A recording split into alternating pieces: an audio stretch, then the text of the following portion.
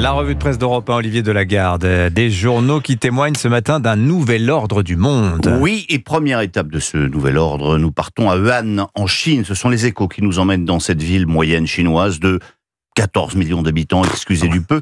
Pourquoi ce reportage de 2 pleines pages ? Eh bien parce qu'il y a 5 ans exactement, le 23 janvier 2020, Wuhan a été la première métropole du monde à se confiner pour tenter de contenir la propagation de ce que l'on allait appeler le Covid-19. Berceau de la pandémie, la ville, puis la Chine tout entière, ont adopté 3 années d'une politique zéro Covid, d'une violence sans équivalent. Mais aujourd'hui, raconte Raphaël Belenieri, ne cherchez pas des traces de cette période à Wuhan.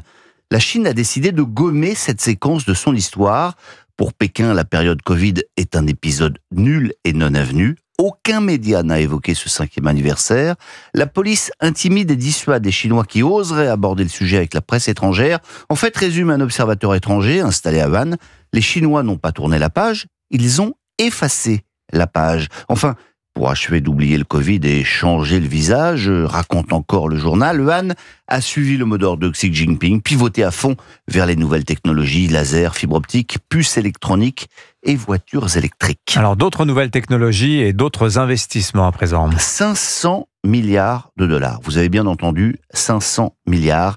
C'est le montant qui va être investi aux États-Unis pour créer des infrastructures dédiées à l'intelligence artificielle. Le projet s'appelle Stargate.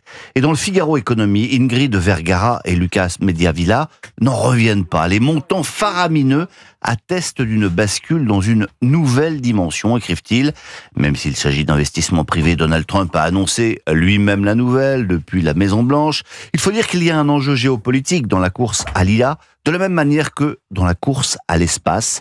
Brad Smith, le président de Microsoft, témoigne, la course entre la Chine et les États-Unis dans le domaine, en termes d'influence internationale, sera certainement gagnée par celui qui ira le plus vite. Microsoft seul, c'est 80 milliards sur l'IA en 2025. Allez, retour en France où la Startup Nation, elle a du plomb dans l'aile. Témoin le numéro de Paris Match de cette semaine à la une, Brigitte Macron, la guerrière. Mais ne vous fiez pas à ce titre ronflant et belliqueux.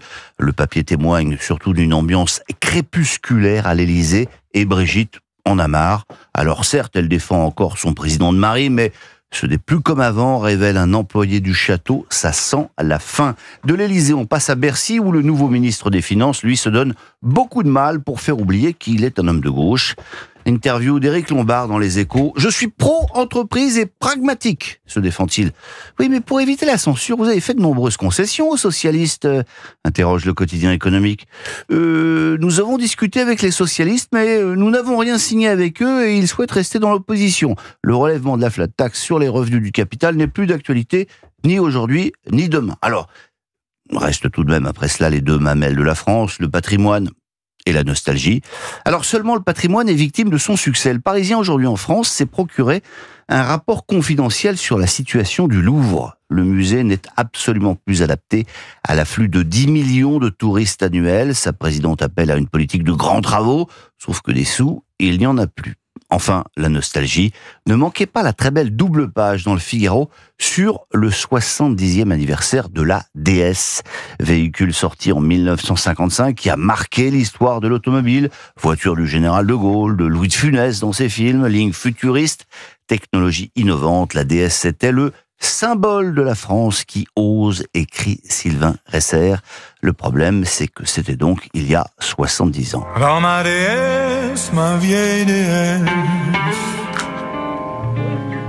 qui est plus de la première jeunesse. Le blues de la déesse, taxi de nuit, donc Guy Marchand pour conclure cette revue de presse. Merci beaucoup Olivier Delagarde. 70 ans, la déesse comme Europe 1, Europe 1 à toutes ses dents. Peut-être que vous écoutez Europe 1 en grande onde dans la DS à l'époque. Très probablement. Absolument. Avec l'autocollant derrière. Bien sûr, pour gagner à l'Europe Stop. Absolument.